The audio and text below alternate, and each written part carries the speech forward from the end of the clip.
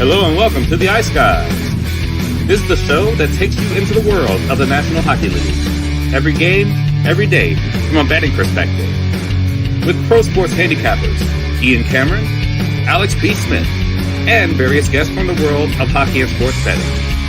And now, here's your host, Ian Cameron.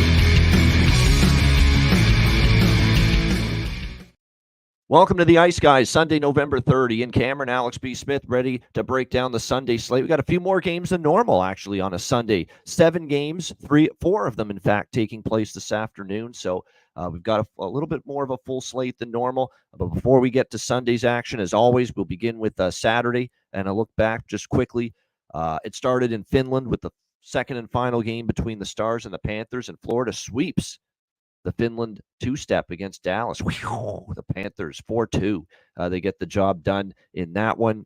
Very solid effort in both games from the Florida Panthers, and they're on a heater right now. No Stanley Cup hangover. Very impressed with what I'm seeing right now from this Florida Panthers team. And again, they get the job done with the win 4-2, back-to-back victories against the Dallas Stars there. Boston shuts out Philly 3-0. We were on the air with Andrew during that game. And, of course, we saw the injury to Ersson. Kolosov comes in, and that was probably the best thing to happen to the Boston Bruins. Marchand, a great game. The captain stepping up. Good to see that. And Boston with the 3-0 win there. How about those Chicago Blackhawks? 4-3, a shootout win against the LA Kings. And System Play 1 let us down yesterday for the first time in a while. But System Play 2, which is betting on a team after losing to San Jose, which was the angle that fit Chicago yesterday, that's now 3-0 on the season. Every team that has lost to San Jose so far this year has bounced back and won their next game.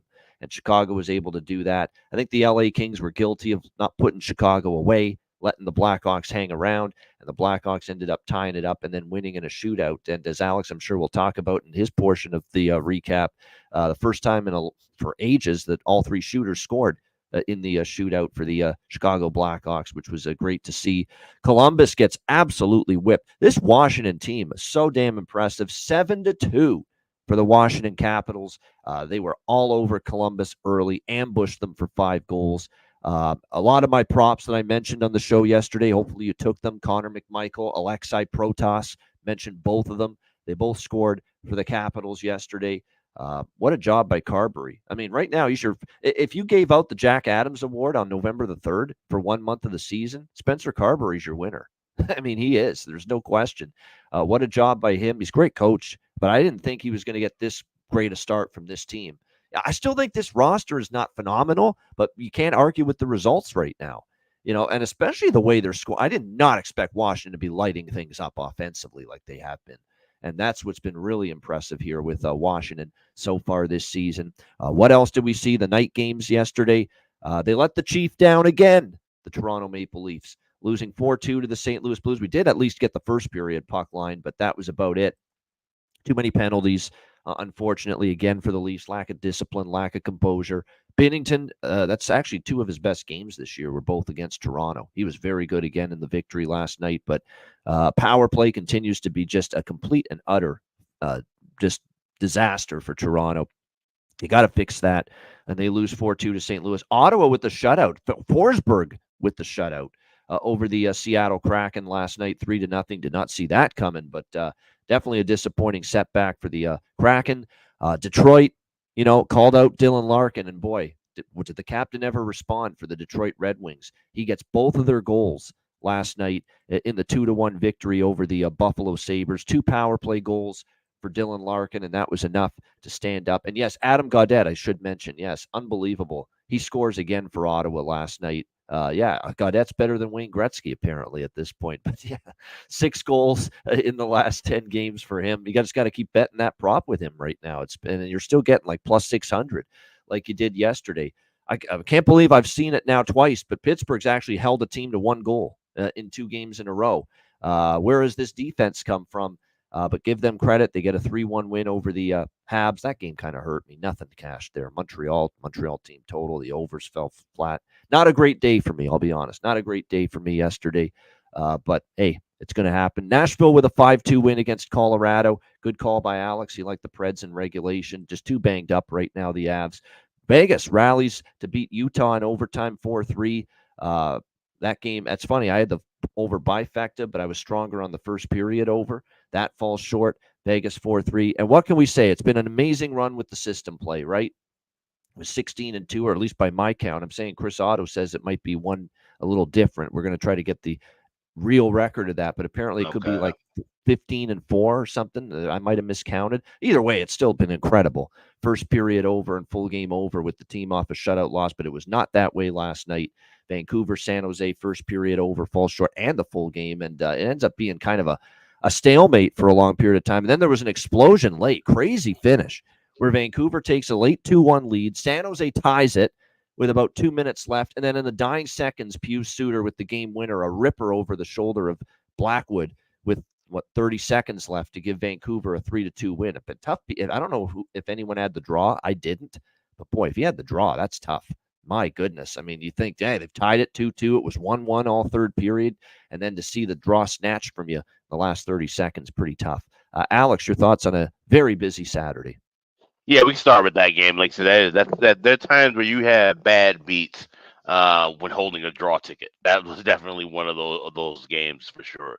That had the pace and feel for the most part of a game that was going to overtime, and then they get that goal very late. That's a backbreaker, and that'll happen a few times throughout an NHL season for sure. But like I said, that's the thing with the system play. Even if you have where there's a leg, there's two legs, it loses, you can't just completely jump off of it right now. This is different than a trend. It's different than an angle. That's why I mentioned that yesterday. I clipped that segment when you were talking about that Sharks and Hawks game yesterday, and with just analyzing how you set up a system. So with that being said, we'll be talking about the system again today because there's a big spot that qualifies within the parameters.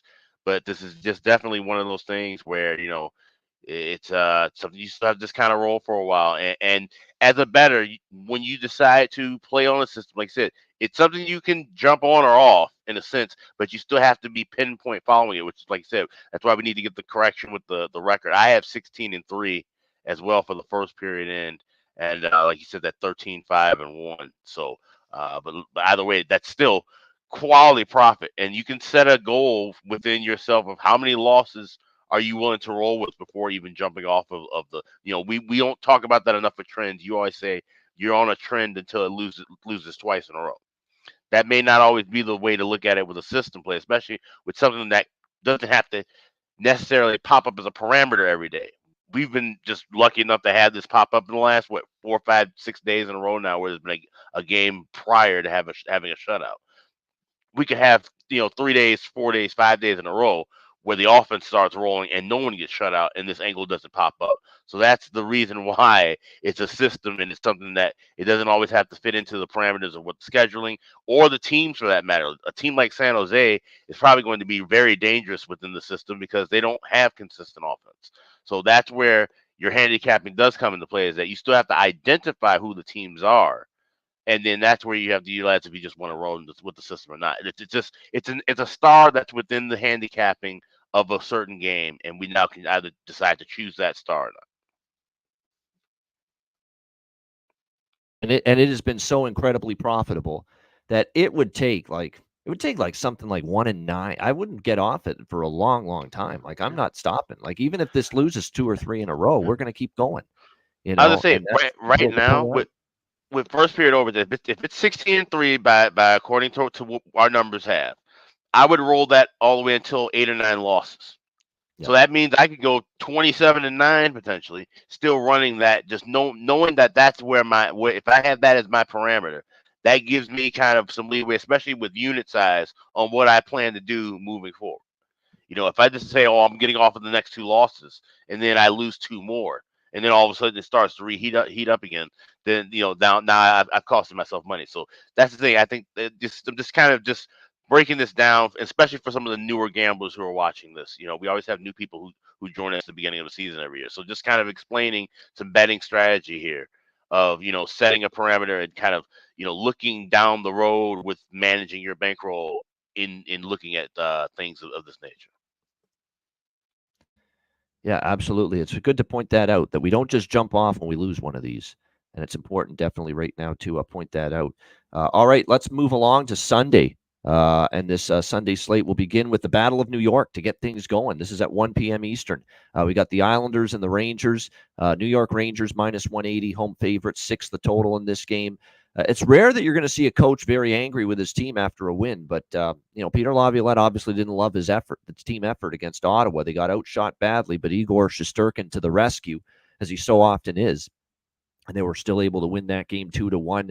The Islanders snap a losing streak and an offensive drought as well, as they score 4 and beat Buffalo 4-3 on Friday night. That was a system play, of course. Islanders Sabres that night. First period, full game over with the Islanders off the shutout loss. We'll see how this one plays out. Don't really have a strong feel. It's important to know there's a line shakeup going on with both teams.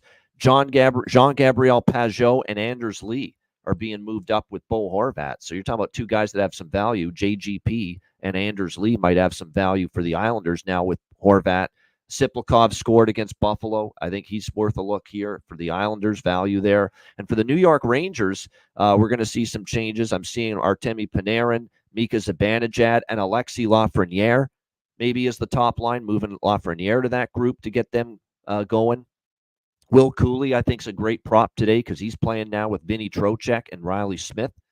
Probably some really good value. And Will Cooley, I like his game. He's played well this year so far for this New York Rangers team. It's funny. There's been an over series. The last meeting did not go over, though. It stayed under. We'll see how this one plays out. There's a lot of unders yesterday, as Aaron says. We'll have to see. It doesn't always mean it's going to continue, but it is something to monitor and keep in mind. I mean, I have a small over 5.5 and a very small piece of the draw as well in this game. That's really about it. And it's not just Islanders anymore. If you actually look, Islanders, Rangers, they played a lot of close games. The last meeting between these teams also went to overtime as well. So just to get the games going here, the day going, I should say, a little over 5.5 and a little bit on the draw, but nothing really all that significant here for me. Alex, what do you think? Islanders, Rangers? Yeah, I got the first period over, which I'm glad I waited. I was going to bet that last night, and now I've seen it drop. Now you get $1.15 all the way down to $1.11 on that first period over. I think we do see some kind of goals and back and forth early. These are two teams used to playing in the daytime, used to playing each other in the daytime, and I think, like I said, that makes a difference. Just familiarity, and certainly having a rivalry too. That shouldn't be any issue with the energy level between these two teams with the start. So I do like the first period over, but I also like that draw. I grab plus 380 with that over at FanDuel. Like I said, some history with these teams going past regulation, and I could see this one being kind of a close game with an earlier start. So first period over and the draw. Yeah, exactly. Yeah, John Massey not thrilled about the scheduling of this game on a marathon Sunday in the New York area, which is kind of absurd. I agree, especially and NFL, not to mention. But yeah, it is what it is. That's like I say, I like the 1:00 Sunday games after NFL season. Obviously, that's when they should be doing them. And obviously, TNT usually jumps in after football ends with these 1 Eastern games. So I'm sure you're going to see that once the season ends. All right. By the way, Shesterkin and Sorokin, battle of Russians in net. Not really much of a surprise there. Lightning and Jets. We've got Winnipeg minus 135, home favorites, 6 the total. 10-1 Winnipeg Jets. What a start to the year. Tampa Bay on this road trip started with the win against Colorado, which isn't saying much because it's like an AHL team you're playing right now. And then, of course, they follow that up and they lose to the red-hot Minnesota Wild 5-3. So back 2 losses for Tampa against Minnesota this year. I'm not stepping in front of Winnipeg. I mean, I'm very impressed with how they've righted the ship. I thought maybe that Toronto loss would send them back in the other direction a little bit. They'd start to lose a few, but they did play a struggling Detroit team in Columbus. So this will be a bigger test here for this Winnipeg team, but I'm done stepping in front of them. I did the one time with Columbus or Detroit, I should say, after they lost to Toronto. And, of course, Jets rolled. Jets, look, I'm not playing a Jets under right now. I can tell you that. They are lighting it up offensively. That's what's been surprising about the run. It's that usually it's their defense that carries them. They're scoring in bunches. I mean, they're 7-1 over the total their last 8. 5 straight overs coming into this game. They've scored no fewer than 4 goals in 5 straight games. So we'll see how this one plays out. It's going to be no goalies actually confirmed yet, but Hellebuck, Vasilevsky are your projections. Yeah, I'll dabble on over 6 here, but again, that's about it. Nothing for me on the side. I don't want to be that guy that bets Winnipeg here on the 10-1 team laying -135, and this is the day that they don't have their best. But at the same time, I'm not stepping in front of them either. And look, Tampa's one of those teams too. Like, we think they're a little bit better on the road here this year, but they also, have on this road trip, they beat a Colorado team that is so badly undermanned. And then when they played someone pretty good, they couldn't get the job done against Minnesota. So we'll see how this one plays out, but I have a little bit on the over. That's about it. Alex, what do you think here? Lightning, Jets. So I kind of tipped my hand to this yesterday, but I'm on the Lightning. I grabbed Lightning plus 120. I thought that loss against Minnesota wasn't that bad. And we talk about how we like to back the Bolts off of a loss.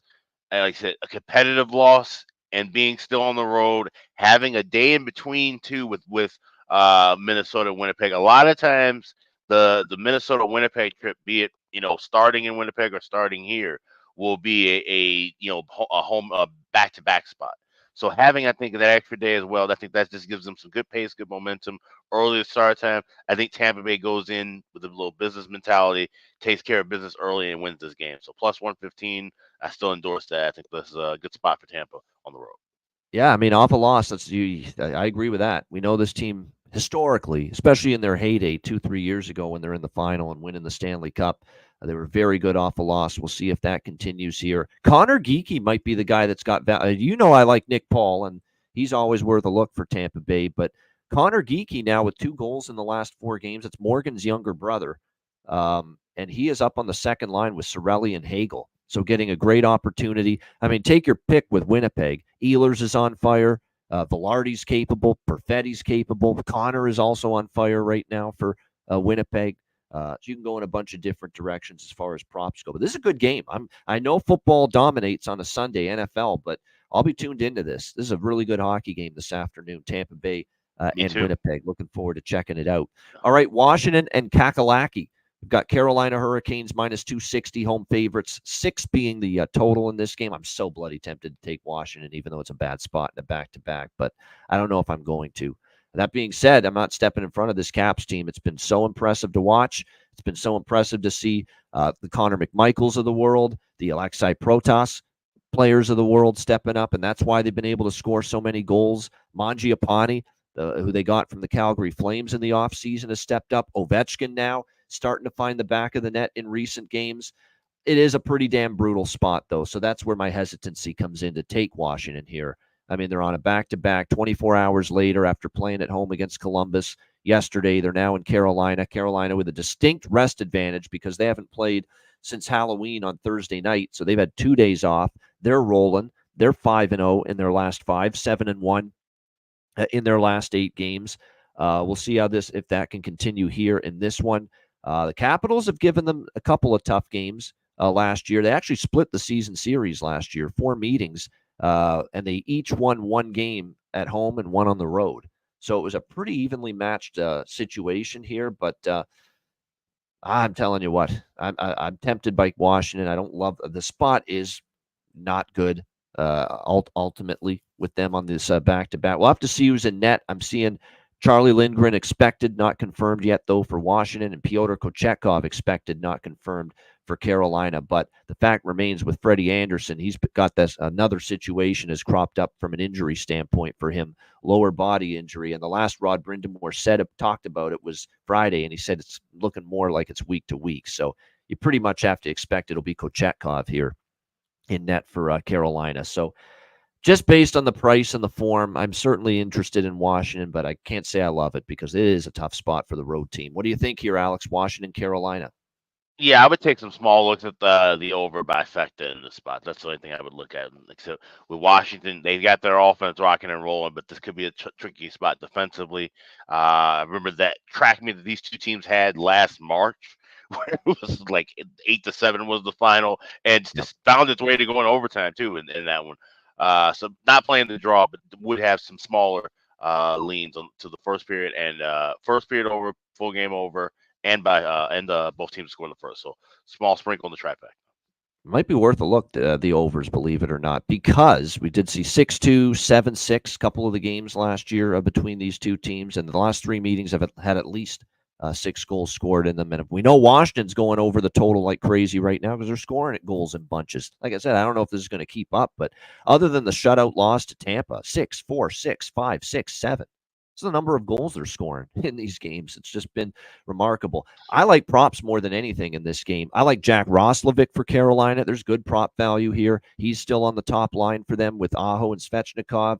I think there's value there. I think with Eric Robinson on the second line as well, but definitely Roslovic's my favorite. He's been really good lately, heating up, playing on that top line. And for Washington, I say run it back with Protas, run it back with Connor McMichael, run it back maybe even with Andrew Mangiapane, who's starting to heat up right now for the Washington Capitals. So those are definitely the favorite player props and that I'm looking at here in this game. There's definitely some good value as far as that market is concerned for this Washington and Carolina game. All right, Seattle and Boston. We've got the Seattle Kraken off a shutout loss, so our system plays in effect here. Boston minus 180, home favorites, 5.5 the total. It's over by Fecta for me, as you know. Even after the setback with the Vancouver San Jose first period and full game over last night, it's still an incredible track record this year with these games to the first period and full game over for teams off a shutout loss. And obviously we have that in play here with Seattle coming off that shutout loss last night to the Ottawa Senators. We'll see if they can bounce back and rally the troops here in this game. We'll see if Boston gets a little more offense going as themselves. They did get 3 against Philly. See if they can continue to get a little bit more punch from the entire lineup. But it was a very good sight for Bruins fans to see Brad Marchand get going a little bit yesterday in the 3-0 win against the Philadelphia Flyers. Grubauer and Swayman are projected but not confirmed. I would expect Grubauer. It is back-to-back, and we saw Decord last night. So, yeah, I like a first period over, full game over. That's about it. Nothing for me on the side. Although I'll tell you this, if you force me to bet a money line, I'm still not laying minus 180 with Boston. I know they've got slight rest advantage because they played in the afternoon. Seattle had to play at night and more travel coming from across the border from Ottawa. But I'm not. Boston's not in the form of let's lay minus 180 with team right now. They're just not for me. So I could only look at Seattle at this price, but really I'm going to stick to the over by Fecta and the system play. Alex, what do you think here, Seattle, Boston? So it's interesting, like I said, now that we're rolling with the system play, this is probably maybe the 4th or 5th time since we've been doing this system where it's landed on a spot that I already originally liked in a game before the spot. And I looked at obviously looking at the early lines from yesterday, I liked the first period over. So now having that spot kicking in, this ended up being a best bet for me. I just kind of give it away a little early. I doubled up on this last night. And grabbed this, and I grabbed it late $1.15. So now you can find it as cheap as $1.10 with the first period over. You can find 5.5 at minus $1.15 or $1.20 to the full game over. I think this is a great spot, and I think just like I said, with Seattle coming back, we've been talking about this now. This is a couple of games. It's something to have to look out for, where the league is not really caring about having a whole lot of time in these back-to-backs, especially if the travel's short. If you've got a flight of 90 minutes or less to your next destination, they're going to have you play an earlier game. So that's something we might have to start just keeping a little eye out for with some of these back-to-backs. Is it a true 24-hour plus gap, or is it a little bit more condensed? And that's something that'll probably reign more important in a longer road trip, catching those timing spots along with those kind of scheduling spots as well. But I do think we see goals here. And you mentioned Boston coming off of a shutout win. I wonder if that's something that would kind of enhance this, the system a little bit, because, all right, you had this great defensive game. Now you're susceptible to giving up goals, right? It's the inverse of what we're looking at, where the team off the shutout loss now wants to press offensively. So, I think Boston, they're not going to expect to have 2-3 games in a row with shutouts. So I think that kind of enhances the system a little bit. First period over, heavier, and then also on the full game. Nothing with the draw, nothing with sides. It's important to know, too, with the 3-0 Boston win yesterday, Tortorella drilled into the Flyers players after the Minnesota game last weekend when it was 7-5, and it was a trend. He says, we can't play that way. We have to stop trying to play that way. And since then, Philly's been a dead nuts under team. The first Boston game in TD Garden, way under. St. Louis, Philadelphia, way under. Yesterday, Boston, Philly, the rematch, way under. They played 3 unders since Tortorella read them the riot act for getting in a fire wagon hockey game with Minnesota last weekend. Now this game might have that more flow to it. Seattle's going to push pace. That's the way they do it.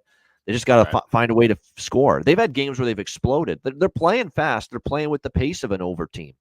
They're playing with the mindset of an over team. But finish has been spotty for them throughout the course of the season. And obviously we're going to need some today for the first We also period. have a great counterpunch team in Boston, right? If Seattle can get things rolling first on the board, then we know Boston's going to come back with them with a counterpunch, and that's where the momentum goes. I'd be a little worried if Boston jumped out to a 2-0 lead. Now we'd have to be a little bit more reliant on Boston to carry that offensive load, something they haven't really been able to do consistently this year. No doubt. I love the Beniers prop that Bailey mentions. Beniers is a Massachusetts kid. I haven't read or heard anything about whether he's going to have family there at TD Garden today, but you got to think that's a possibility to have family and friends there to watch him. So, yeah, Beniers props make sense. Probably worth a look. Tolvanen to me is worth a look here for the Montour. I know you didn't. Nobody scored last night for Seattle, but still the new father bump. He did have a hat trick recently for the Boston Bruins. There's not a whole lot that stands out. I mean, there's a lot of players that have been scuffling offensively. Right, I would give Patra a look.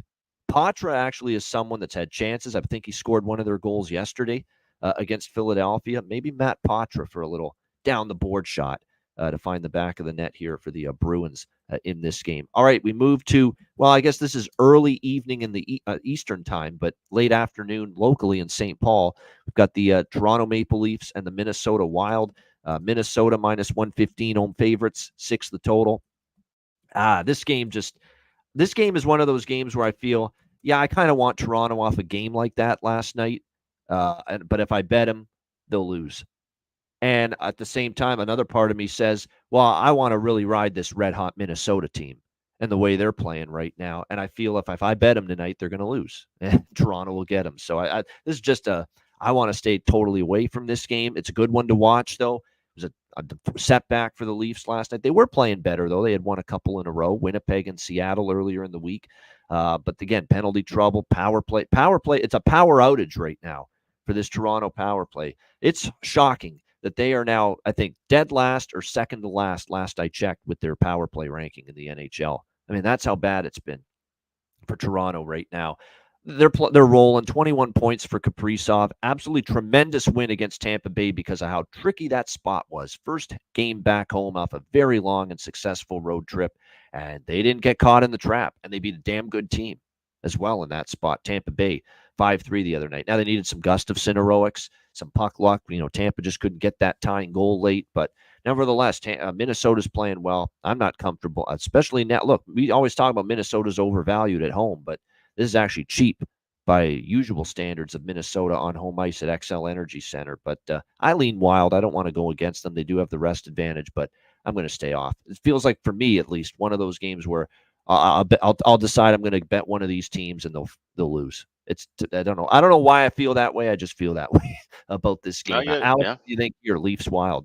There are just some teams where you just have that feel when especially when they match up against one another, and this is a spot, and it's a tricky scheduling spot, it's a tricky time spot. We talked about that too, where some of these games that start at these kind of weird odd times, 5:00 locally. I like the draw here in this, and I think that's kind of predicated on the fact, like I said, Toronto trying to get things rolling.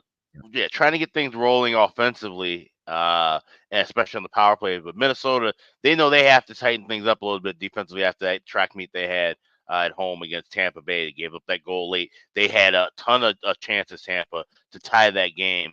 Minnesota cannot afford to just have that many shots, fired off late in the contest with a lead like that, but just have to clamp down a little bit. I think I could see their defensive clamping down, and Toronto trying to get things rolling a little bit on offense. That's going to clash, and I could see this game going a little bit longer. This could be one of those games that go into a shootout that go about 8 or 9 rounds before you find a winner. There's a reason why you had that gut feeling of not taking a side. I think a side might be tough to lean on throughout the entire contest. So maybe you can take a shot and try and grab somebody in game once it goes to a plus price. Someone has a lead, fade the other side. But I wouldn't be touching the side here, just a draw. Plus 370 at FanDuel. Yeah, there you go. Draws live, I think. I really do. And remember, this East versus West. Leafs won't care. Minnesota picks up a point and vice versa here in a matchup like this. So yeah, Yeah, I'll first period. probably get it. Not crazy about this first period over. I saw that in the chat. It's a good price, but I can kind of see, like I said, pace wise, especially if Minnesota, if they don't want to press. When we see the first period overs cash at XL Energy Toronto Center, it's has owned this Minnesota. team. 5 straight wins over the Wild, by the way. Yeah, yeah. But Minnesota is usually the team that's pressing offensively Yeah. when we see those first period overs come in. If they aren't pressing the pace at home early, then we tend to see those games kind of, almost stay under, or it takes a late goal in the dying seconds to get it over that 1.5. So I'm not on the first period over. Yeah, no doubt. Again, Minnesota 3 straight overs, but I don't know if this is an over spot. Toronto off the 4-2 loss. We'll see how they fare here in this game. Trying to see what their results have been as far as totals off a loss. Looks like a mixed bag, some overs, some unders. We'll see how this one plays out. Yeah, Berube wasn't happy. You're right. He was actually pretty calm about it, considering what I've seen in the past. But like I said, it'll be interesting to see how this plays out. But it is worth noting that, again, the last meeting actually was a 4-3 Leafs win in Minnesota, but in overtime. So there you go. It leads credence to the fact that maybe this game is a draw. Stolarz should be in net for Toronto because Woll got the start last night, back-to-back. We should see Anthony Stolarz tonight. Gustafsson has already been confirmed here in net for the Minnesota Wild. As far as props, Rossi for Minnesota, 100%. He's been terrific. Can't argue with Kaprizov. You're not getting great prices, but he's just been terrific. You know who's someone that's flying under the radar right now? Freddie Gaudreau for the Minnesota Wild. Maybe that's a nice little down-the-board shot here for Minnesota. For Toronto, Matthew Knies. For Toronto, Max Pacioretty.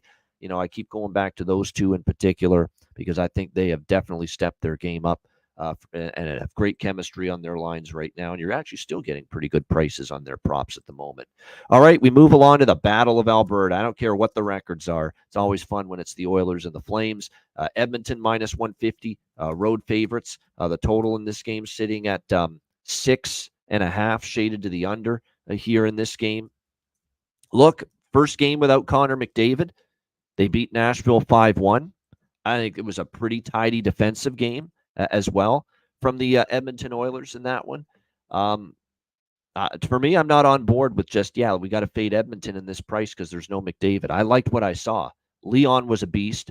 Absolute. Now, part of that is he just destroys Nashville every time he sees them, but he was still great. He stepped up big time. Yeah, Knies in Minnesota, Bailey. He played his college hockey there. 100% another reason to like Knies prop tonight for the Toronto Maple Leafs. But yeah, getting back to Edmonton, Calgary, Draisaitl was great. Zach Hyman sighting. What a sight for sore eyes that was. Corey Perry steps up with a goal. Victor Arvidsson gets his first goal as an Edmonton Oiler against his former team that night. I was very impressed with the way Edmonton stepped up. Now, I'm not laying the price with them either. Coming off that, I got to see more. I want to see more continued team step-up effort without number 97 in the lineup, but it was definitely a good start. I do worry, too, for Calgary. Dan Vladar, by the way, confirmed in net. He was very good against New Jersey, but coming off there, it was kind of an emotional night, against New Jersey for them, and they played well. Much-needed win to stop the bleeding, but, Backlund gets the 1,000th game ceremony before the game. They have the big win, big shutout win. We'll see. You should be amped up and emotional for playing your rival in Edmonton, but we'll see. I mean, I initially leaned Calgary as well, but I'm going to give Edmonton a chance to really show that they can build on what they did against Nashville. I thought for a first game without McDavid, that was as good a complete team game at both ends of the ice as they played, and I give them credit for it. And they're still the better of these teams, in my opinion. So, like I said, we're going to look maybe towards something live. The draw, I'm kind of tempted by it. I couldn't argue with an over simply because a lot of times you get chippiness and physical play, but I saw Edmonton really try to tighten up defensively. So I can't even say I'm in love with looking over, especially at 6.5. Alex, what do you think here? Oilers, Flames. Yeah, if I'm looking at anything over, it would be in game because we're obviously seeing these numbers move. These were sixes, actually early this morning, but even last night these opened at sixes in most places. So obviously we've seen the number move, which makes sense. Battle of Alberta, everyone anticipates goals, you anticipate penalties. It's a shame. A FanDuel, and like I said, I'm working on this article. This will be on the Patreon in about a week or two. But keeping track of props that have been either added to boards or deleted. One that's been deleted of note is that the over power play goals that we were cashing left and right at mainly plus prices on FanDuel. Those are gone now. Those over 1.5. So the book kind of caught on to that, and they finally took down some of those stale numbers. So unfortunately, this would be one of those games. If you find a book that still has over power play goals, I would definitely take a shot with that. Like I said, they're trying to clamp down defensively, but we know how physical this rivalry is. There's always those penalties. There's always those 4-on-4 chances, and you have or odd chances where a power play comes out late. I think you can definitely find some value if you can find that proper round. But I would be looking for goals in game. So this is a live game for me. Yeah, definitely live game. I agree with that. There are some props I like Connor Zary for Calgary. Coronado, I think there's value. They're up the lineup. Sharon Govich as well. Leon Draisaitl, you don't get great prices, but I think there was a real show from him against Nashville to really step up and take this team by the throat and bring them around. Maybe Arvidsson gets red hot. You can look in that direction as well as far as goal props in this game. One more to mention, too, from the Minnesota game.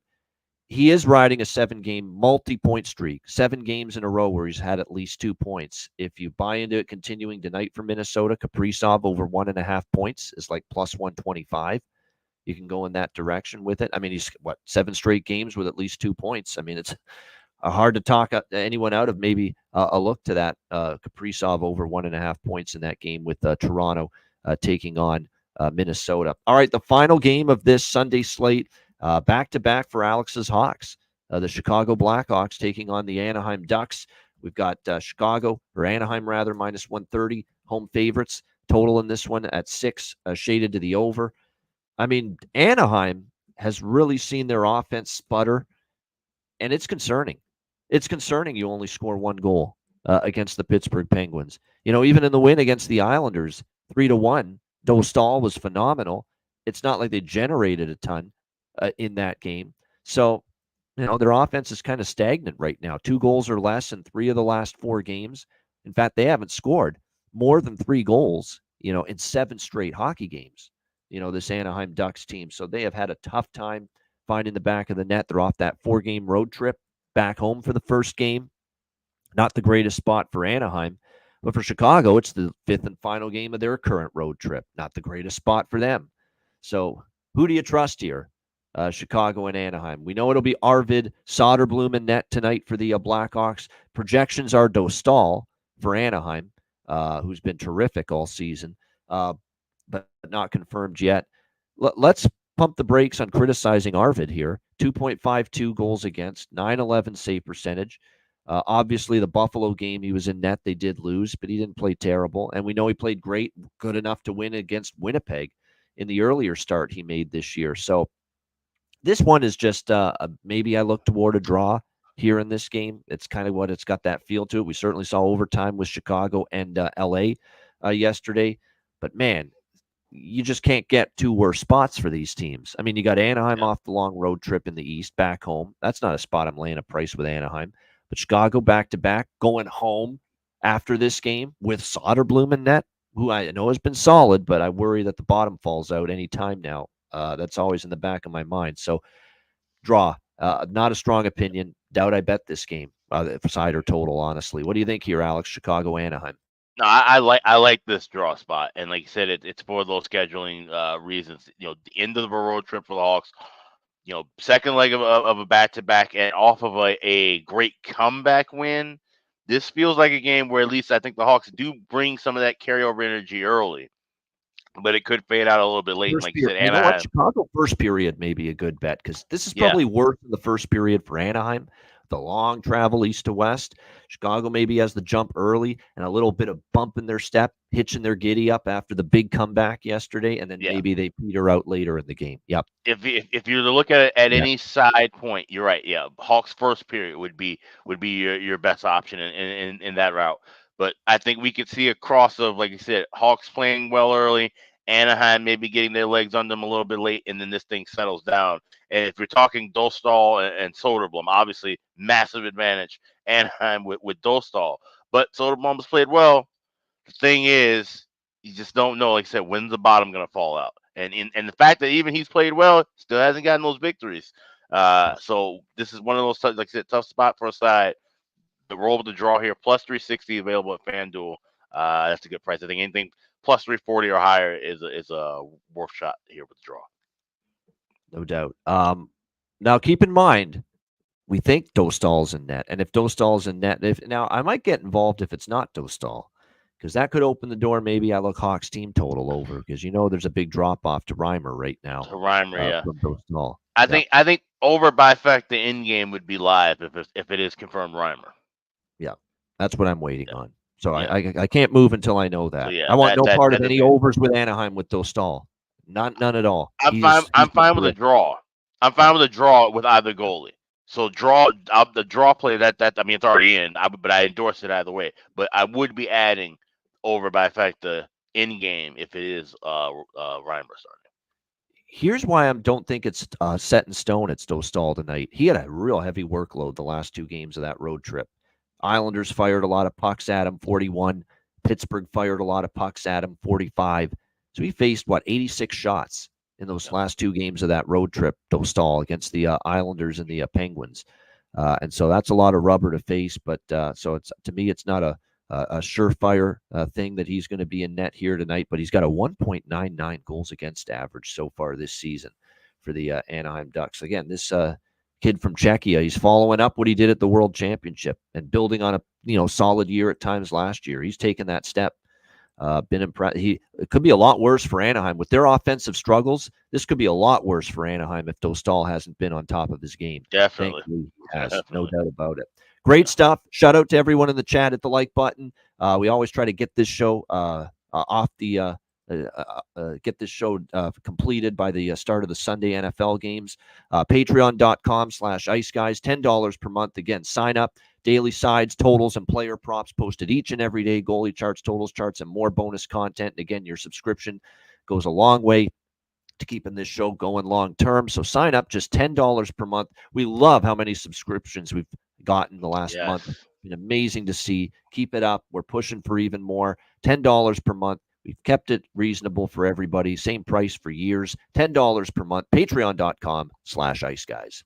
Also, check out the Ice Guys store. It's at iceguys.myspreadshop.com. Today is the final day for free standard shipping on all orders. It goes until midnight Eastern tonight.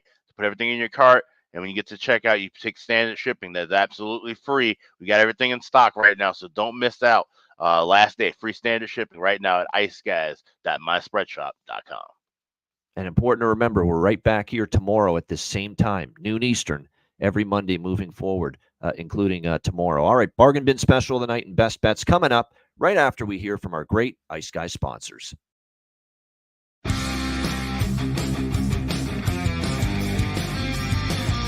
Support for the Ice Guys podcast is provided by Boston Hemp Incorporated, Manscaped, Power Play Sportsbook, Raise Your Game, Tailgater Sofa. And a big thank you to all that subscribe to the Ice Guys Patreon page.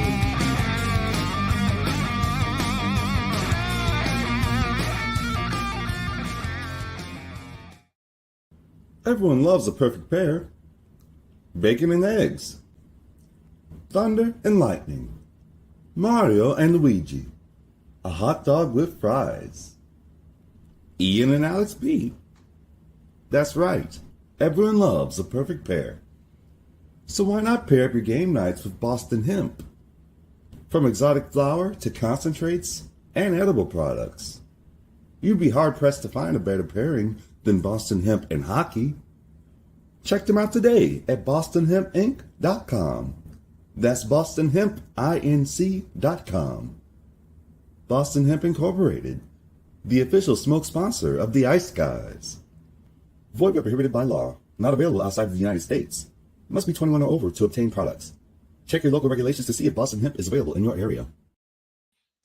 All right, shout out to all our great Ice Guys sponsors, including Boston Hemp Inc., our daily sponsor and official sponsor of the Betcasts. BostonHempInc.com, 20% off using the promo code Ice Guys. All right, bargain bin special of the night. It was our guest, Andrew McGinnis, in our little Ice Guys reunion yesterday that chipped in with a bargain bin winner on Nick Foligno for the Chicago Blackhawks. And we'll see what we can do to build on that here on this Sunday. Alex, what do you like for your bargain bin special? So yeah, he went with a Blackhawk player yesterday, which is the route I'm going today. They plan on taking on the Anaheim Ducks. I'm looking at Connor Bedard. Someone in the chat mentioned that he's been quiet. Yes, he has been a bit quiet. 3 goals, 6 Almost a assists. point per game, but a quiet almost point per game. But a quiet, right. And he had a ton of chances yesterday, especially in the overtime against LA to try to bury one. Couldn't quite do it. Like I said, Bedard, he's not just a goal scorer. He's a playmaker.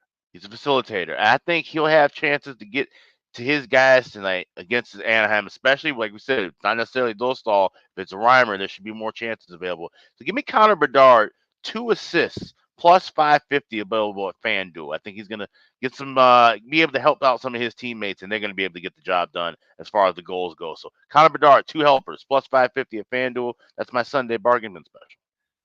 All right, there you go. That's I like it. Something a little different. Connor Bedard, 2 assists for Alex B. Smith here with his bargain bin special of the night for this one. All right, my bargain bin special of the night. I'm down to 2 choices, and I've got to make a decision now which one I'm going to go with officially.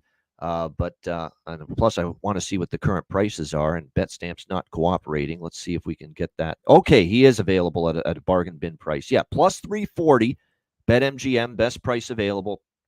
Going back to Minnesota, Matthew Knies, Toronto Maple Leafs, plus 340. I like that quite a bit.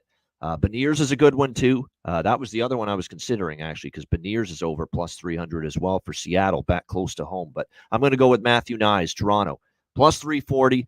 Played his college hockey with the Gophers, and I think you're going to see him step up. He was pretty quiet last night. That hasn't happened very often for Matthew Knies. That whole line was with Matthews and company. So, yeah, Matthew Knies, Toronto, plus 340 for my bargain bin special of the night. All right, best bets. Alex, what do you got?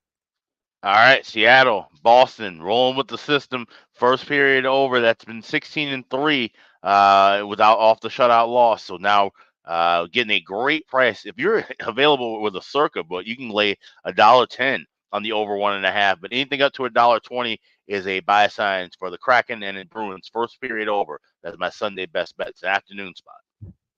All right, Bruins Kraken, first period over for Alex B. Smith with his best bet. My best bet, I'm going to go Washington, Carolina over 6.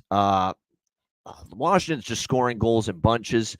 I could see that defense struggling a bit today, back-to-back for them after playing yesterday. We have seen, believe it or not, a couple crazy games high-scoring-wise with the Hurricanes and the Capitals. So let's go with Washington, Kakalaki, over 6, minus 115 for my best bet here for this Sunday NHL card. That is a wrap. Shout out to everyone in the chat. Appreciate it. Hit the like button on the way out. Reminder, the Ice Guys is live 7 days a week, Tuesday to Friday, 2 p.m. Eastern. Saturday, Sunday, Monday, noon Eastern. And if you can't watch the show live, download the Ice Guys podcast in audio form on all major podcast platforms. For Alex B. Smith, I'm Ian Cameron. Have a great Sunday. Enjoy the games and good luck. And we will be back with you tomorrow on Monday at noon Eastern for another edition of the Ice Guys.